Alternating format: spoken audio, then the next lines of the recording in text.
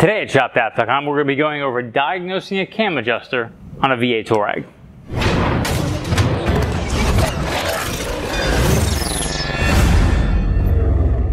Okay, so today we're going to be diagnosing a cam adjuster. This is what we suspect is wrong with this vehicle. Now, a lot of vehicles are going to have a cam adjuster. This particular setup is similar on this V8 4.2 engine, 1.8T engines, and V6 2.8 engines found in Passats and Audi models. These are mounted between the camshafts and they adjust timing forward and backwards, and so that's what we're going to be diagnosing today to show you the process so you can get an idea of what the diagnostic flow would look like when you have an issue like this.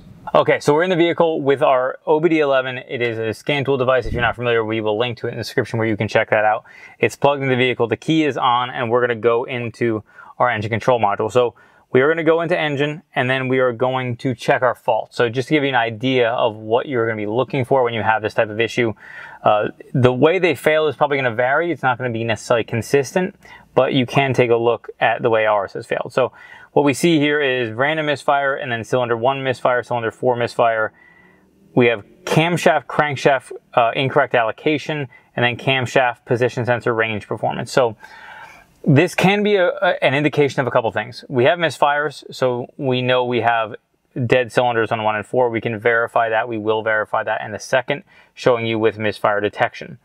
We then have the faults around the timing stuff. Now, camshaft crank allocation faults can be a variety of things, but most commonly on other models, not specifically in this model, it would be related to a timing issue, meaning the engine has jumped time. So when that happens, you have usually a big problem. Even before we know for sure that it is the cam adjuster, we will want to be checking the timing manually to make sure that we 100% have good timing.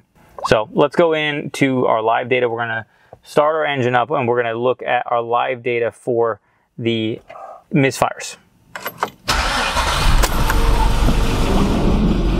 Okay, so if we take a look at cylinder 1 and 4, or you can see 1 and 3 are missing pretty good. And then if we go through to the next one, we should see cylinder 4 also misfiring. We'll go to the next screen, and you can see we have misfires kind of all over the board, but we have most commonly on those 2 cylinders. Now that could mean that cam adjuster is bad, or it could mean that there's a timing issue there. Okay, so we are now taking a look at channel 90, which is for the camshaft adjustment. So we have previously checked this with the engine running, and they have the specs here shown is that -3 to 6 degrees is supposed to be at idle, and then the 16 to 25 is supposed to be under acceleration. Now, this engine isn't even running, and it's showing the bank 1 is at 25 degrees already. So it's completely locked in that position. So that's an indication that we have a 100% issue there, which we already suspected we did have an issue on bank 1, and then bank 2 is at 0. So I suspect when we start this thing, it's not going to change much what I've seen in the past. So as you can see here, the bank 1 is around 30 degrees, 29, 25 to 30 degrees, and the other one is in spec with -1 to 0, -1 to 0, flashing back and forth. So we know we have an issue on bank 1, and now we're going to go through the process of manually testing that. So just an idea of what we're looking at, this is what we're going to be replacing on this vehicle, and this is the one on the passenger side of the vehicle. We're going to look at this one because it's at the front, just so you can see for demonstration. So we're going to unplug it, and so we can take a look. And what we're going to do is just check the wiring, make sure we have power, make sure we have ground. We're going to go ahead and make sure you can look at the wires at the back. Brown is always ground, so you're going to look at the other wire that is not brown. And we're just verifying that we have voltage here, so we know we don't have a wiring issue. And we can also check for ground as well. We can then swap over to the other pin just to verify that we have a valid ground. So, and I'm using this grounding post right here on the end of the jump point. Now once you've verified you have a good ground, now you can check the other one. So we've shown you this one. The other one we're going to show you is at the back of the engine on the passenger side over here. Now this is bank 1 as far as the vehicle is concerned. So this is the one we're going to be looking at for what we believe to be the major issue. So both are good. They both check out okay, battery voltage at them, so the wiring is good, and we verify that. Now we're going to go to checking the physical timing of the engine. Okay, so we have our upper timing covers off to get our engine in time. Right now our engine is in time, And we have our bar set up so you can get that mounted in place. This is a special tool that you need whenever you're dealing with V8 and V6 2.8 timing belt setups. So we have our stuff in time here. We are going to look at our cam chain adjuster over there. We did take the valve cover off, so let's take a look over there. Okay, so as we look at our adjuster here, we have some pieces that are broken off of the foot here, which we'll look at the new one in a second. You can see these are some of the pieces that we found. They have the grooves from the chain worn into them, so that's been eating into them. And so the timing on the exhaust cam is actually in time. You have our mark here on this cap, and then there's a notch in the cam that's going to be tough to see. On the intake side, we don't have a mark here. The pieces that are broken, as you can see with this adjuster here, this is a new one, is these feet. So you can see what's there in the middle here is not much plastic left. It's riding on metal where it is left, and this is what it's actually supposed to be riding on. And much like this one that has the grooves in it, it's supposed to be flat.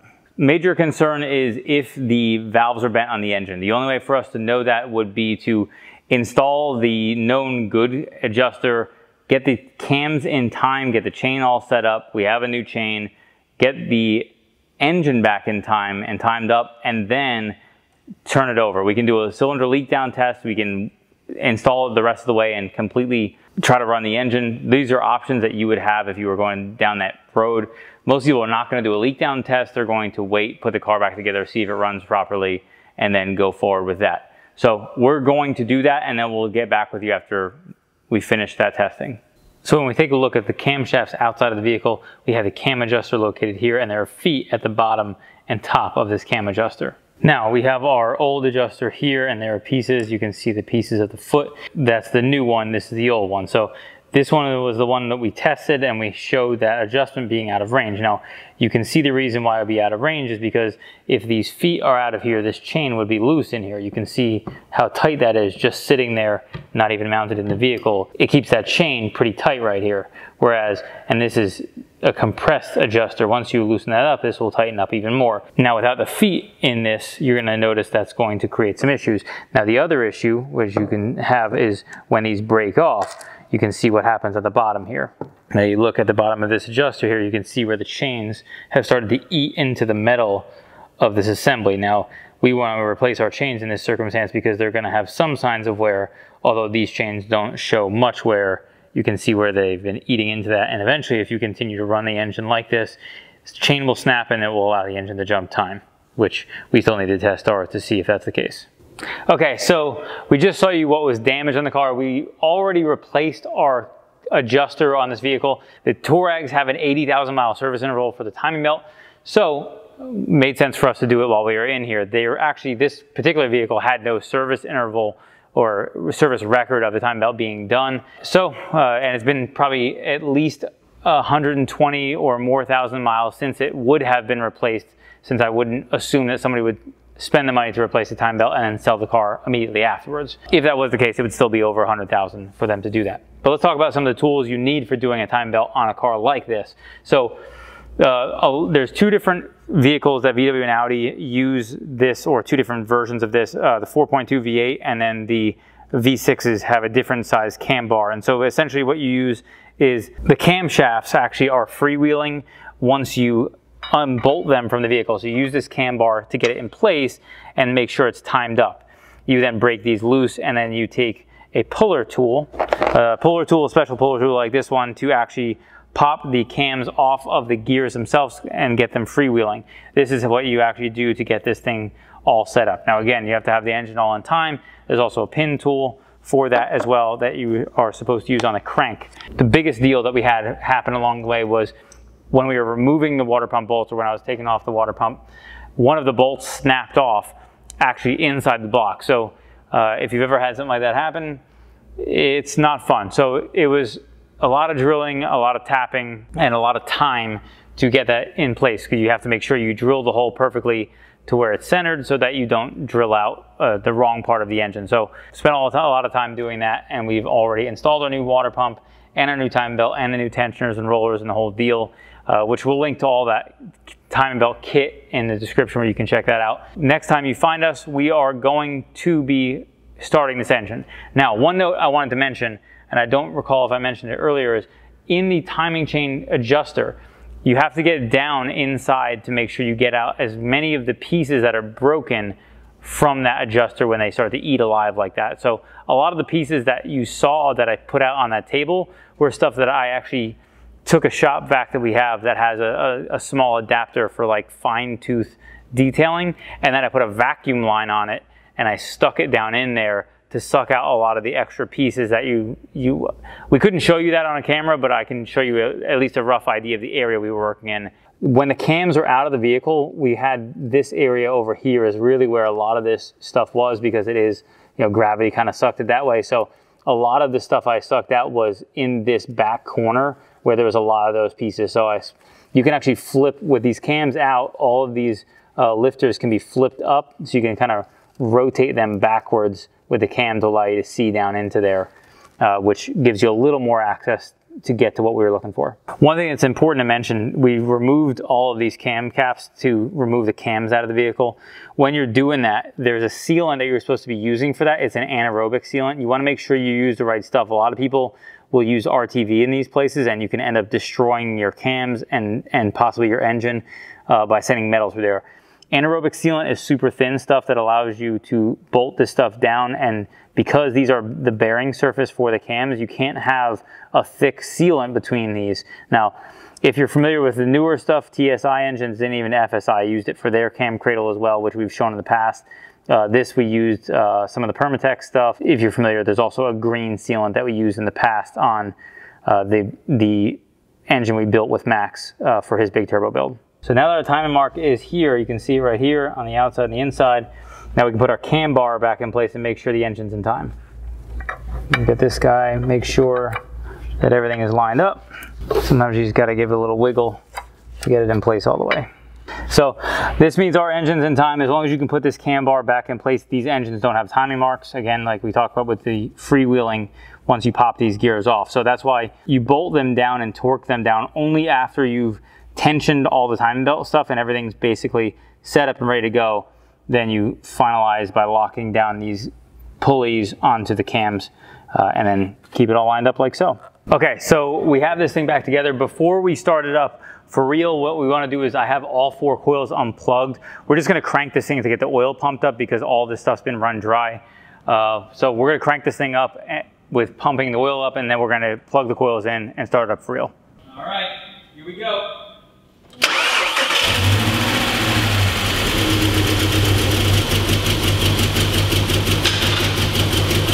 Right now, I'm just swapping some coils from one side to the other, and I'm also going to pull out the spark plugs from cylinder 1 and 4 because they're misfiring pretty heavily. So I'm just pulling out these coils from this side that aren't misfiring so that we know. I'm also going to pull the plugs out, clean them off, and then swap the cylinders on those to see if that's potentially what could be causing the issue. I'm also going to clean them off just to make sure. Because it was misfiring in the past, it may still be misfiring due to the previous issue, and the spark plugs got fouled from running poorly and being out of time and stuff. So if that's the case, then obviously we'll find that out in a sec. So, all right.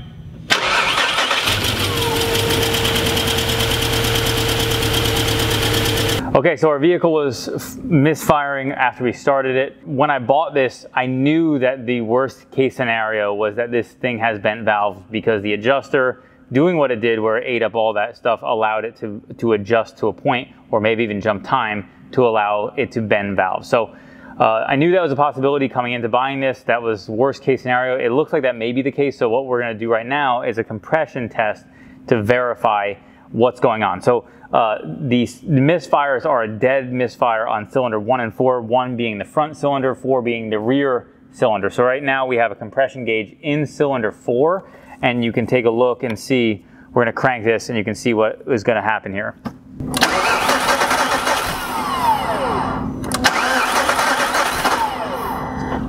We're going to show you right now what cylinder 3 looks like, just so you can get an idea of a comparison of what it should look like. Again, we're not doing extended cranks on this, but it should actually register something, if anything, and the fact that it is not registering anything at all is a major concern, and that's why we know for sure we have bent valves or who knows, maybe a gaping hole in the piston. But unfortunately, when it came to diagnosing this car, there was no way for us to know this until we put the adjuster in and got it in time, which we did, and then now we are proceeding to find out that bad news.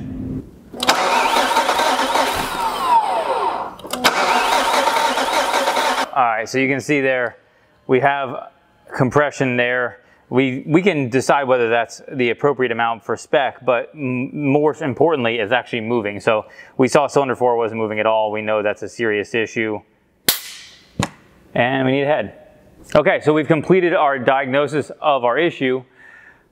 As you've seen, we need a cylinder head. So we're gonna replace the cylinder head. Either your options in this circumstance would be buy a reman one, which is gonna be mighty expensive, get a used one, or pull this one off and send it to a machine shop. I frankly don't know which one I'm going to do yet. It probably depends on what the used market looks like. Frankly, if I'm gonna be doing a used head, I'm probably gonna have it sent to a machine shop anyway to have it checked and cleaned. So while you have that offer, you're gonna wanna do that anyway. So since there's some cost associated with that, depending on what the market is for cylinder heads, we may or may not actually go through and replace the cylinder head with a used one. We're probably gonna get this one fixed at a machine shop, which generally isn't super expensive, but it is time consuming, which is why most people don't go down that road. If you like this video, be sure to give it a thumbs up and subscribe for more like it.